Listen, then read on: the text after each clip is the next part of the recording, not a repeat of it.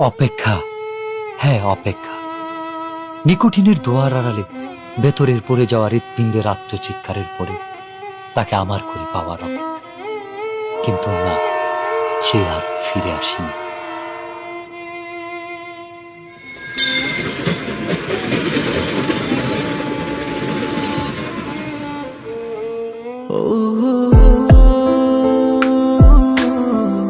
তবে এসেছিল এই পাহাড়ের পাদদেশে আজ থেকে অনেক বছর আগে, সন্তের জেগেরা সীমান্তবর্তী জেলা শেরপুরের প্রত্যন্ত একটি গ্রাম।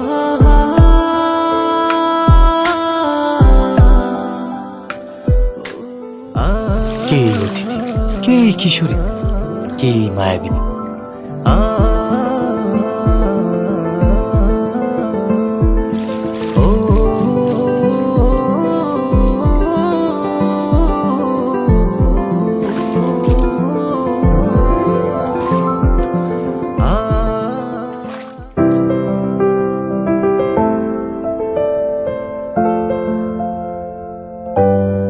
যার বিরহের অনলে পড়ে স্বপ্নের মতোই বদলে গেল এক যুবকের জীবনের গল্প।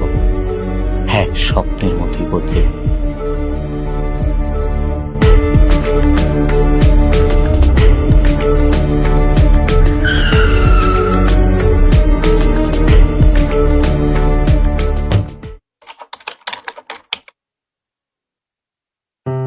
খেলাধুলা আর ঘোরাফেরাতে বিভোর হয়ে থাকা ছেলেটার জীবনেও এসেছিল প্রেম।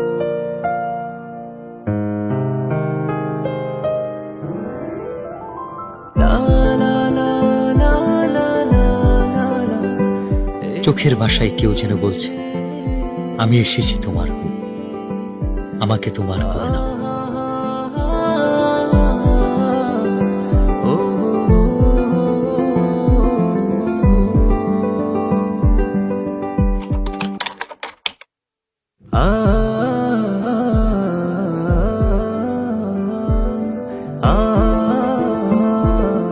যার সন্ধানে দিন থেকে রাত, সকাল থেকে সন্ধ্যা, কেবল এক পলক দেখার ইচ্ছা। সে এক লজ্জা।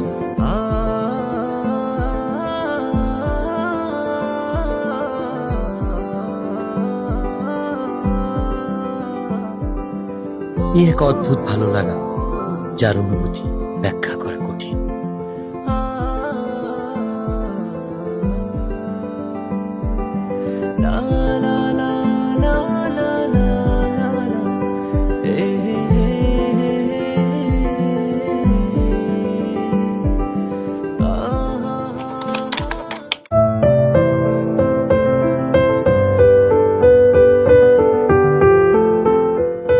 বারবার ফিরে আসি অদ্ভুত একটা টান।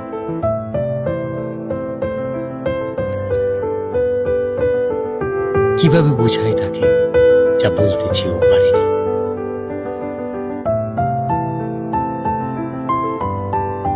আপু, ওই ছেলেটা কে?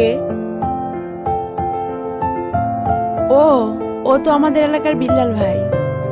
উনি কি প্রতিদিনই এদিকে আসে? না, ভাইয়া তো এদিকে আসে না। ও আচ্ছা।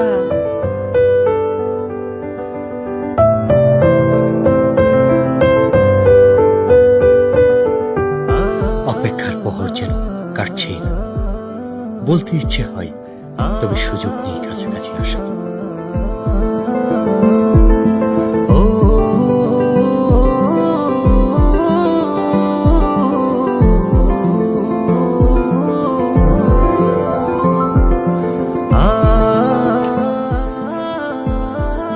না বলা সব কথা লিখে এনেছি তাই রঙিন চিঠিতে।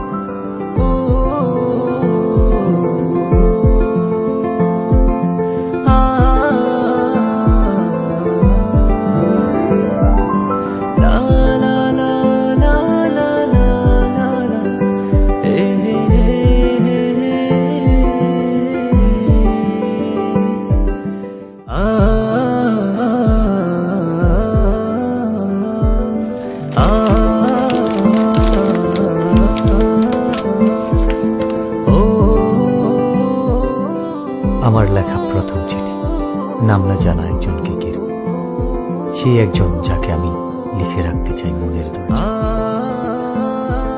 যার ছবি আঁকতে চাই ভালোবাসার রঙিন তুলিতে মনের ক্যানভাসে। তুমি সেই রমণী যে আমার ঘুম কেড়ে নিয়েছ, রোদ খরার দেশে চাতক পাখি যেমন মেঘের জলের অপেক্ষা। দিনের পর দিন তোমার জন্য আমার অপেক্ষা ফুরাবে না কোনোদিন। আমাকে ভালোবাসা যাবে উত্তরের অপেক্ষা।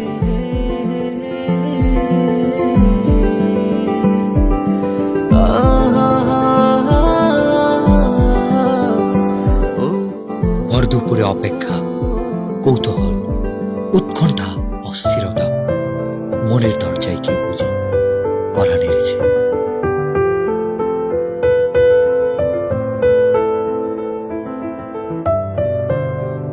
আমাকে ডাকছো কেন? একটা দরকার ছিল। কি দরকার?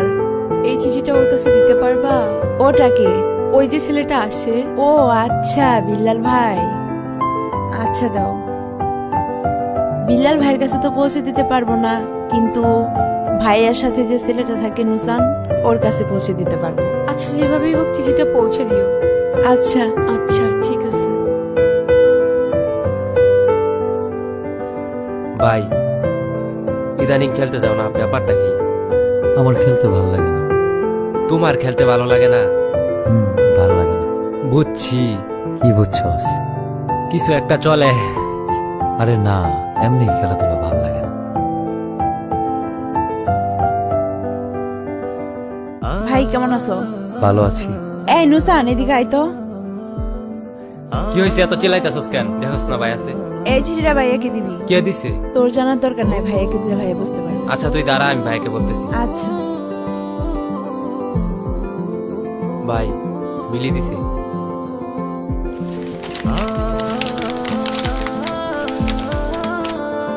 আমিও প্রথমবারের মতো চিঠি লিখলাম, যার ভাবনায় শুধু আমিই থাকি, যে আমার জন্য পাখির মতো ছটফট করে, যার কল্পনা এবং বাস্তবে মনের দরজায় আমিই করা নারী। আপনি সেই পুরুষ যার চোখে মুখে শুধু দেখতে পাই আমার জন্য ভালোবাসা। হঠাৎ আমি বুঝতে পারি কেউ আমাকে মন থেকে চায়, খুব করে। আপনার অপেক্ষা ফুরাবে কিনা আমি জানি না, আপনাকে উত্তরটা জানিয়ে দিলাম। একটাই কথা বলবো, ভালোবাসি। মিলিকে গিয়ে বলবি শিমুল বাগানে আজকে 4টার সময় ওকে নিয়ে আসতে, আমার অপেক্ষা কর।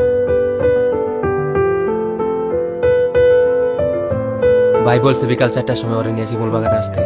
ওরে নিয়ে আসবি কিন্তু। আচ্ছা ঠিক আছে, আমি ওকে নিয়ে আসবো। মনে থাকে যেন।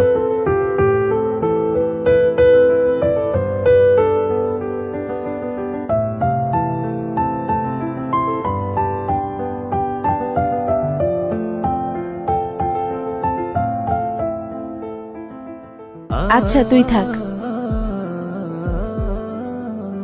আমাকে ডেকেছো কেন? তোমাকে দেখার জন্য। অনেকক্ষণ ধরেই তো দেখছো, আর কতক্ষণ? দেখলে কি প্রবলেম? শুধু কি দেখবা নাকি আর কিছু বলবা? I love you.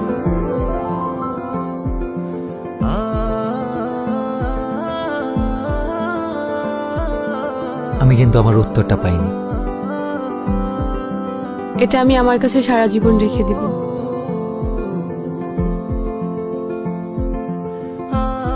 প্রেম বুঝি এতটাই রঙিন লাগে?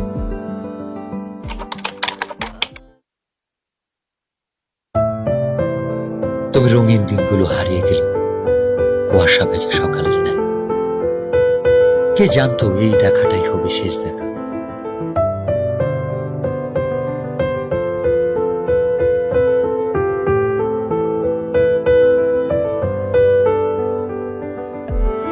অনেক দিন তো হয়ে গেল, মনে হয়তো চলে যাব। হ্যাঁ, চলে তো যেতেই হবে। আর কি ফিরে আসা যাবে না? এসে কি হবে? আমার জন্য আসবা, পারবা না? আসা যায়, কথা দেওয়া যায়। আর ছুঁয়ে কি কথা দিতে হবে? ছুঁয়ে দেখার ইচ্ছাটা পূরণ হবে, সেটা বিয়ের পর। আমি অপেক্ষায় থাকবো। হঠাৎ কাল বৈশাখী ঝড় এসে এলোমেলো করে দিল সবকিছু। এমনটা না হলেও পারত।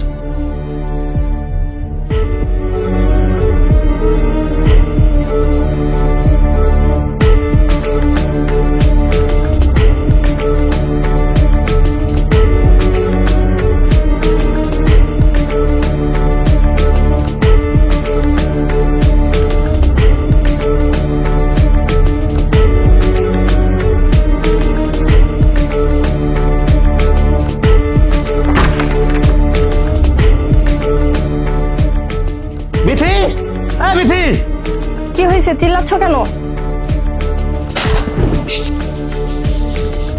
তোর বোন কি এলাকা ঘুরতে আসছে নাকি আমার মান সম্মান নষ্ট করতে আসছে?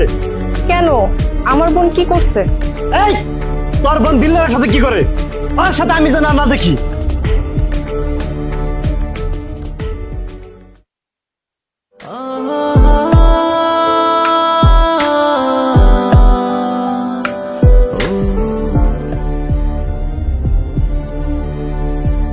আচ্ছা তাহলে তুমি থাকবো, আমি যাই। প্লিজ চলো না, আমার অনেক ভয় লাগতেছে। আমারও অনেক ভয় লাগতেছে। চলো না।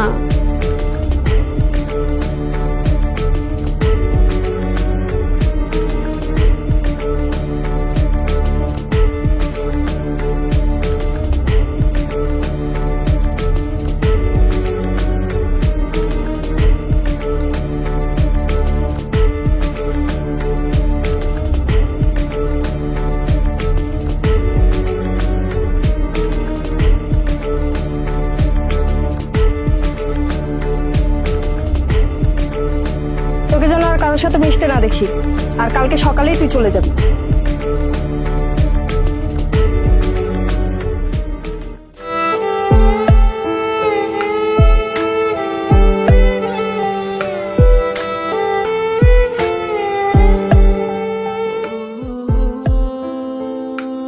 অতিথি পাখিটা কষ্ট নিয়ে নিরে ফিরবে, এটা বুঝি তার রেখে যাওয়া শেষ স্মৃতি।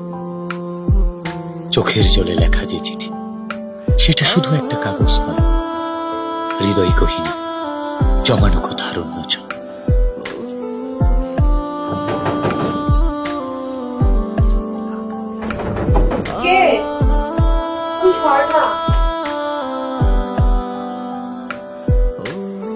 এত রাতে তুমি এখানে? মিলি, আমি বুঝতে পারিনি আমার জন্য তোমাকে এত কথা শুনতে হবে। আমাকে মাফ করে দিও, আমি কালকে চলে যাচ্ছি।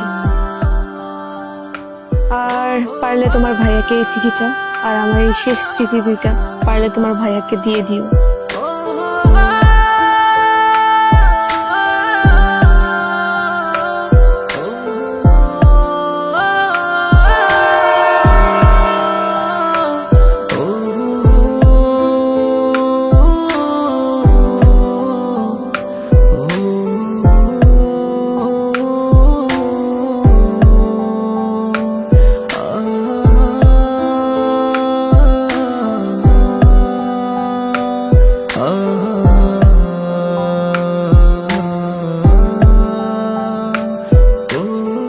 রঙিন চিঠিতেও রং নেই, আছে কাছ থেকে দূরে যাওয়ার কোনো একটা ভয়ানক গল্প, যে গল্পের শেষ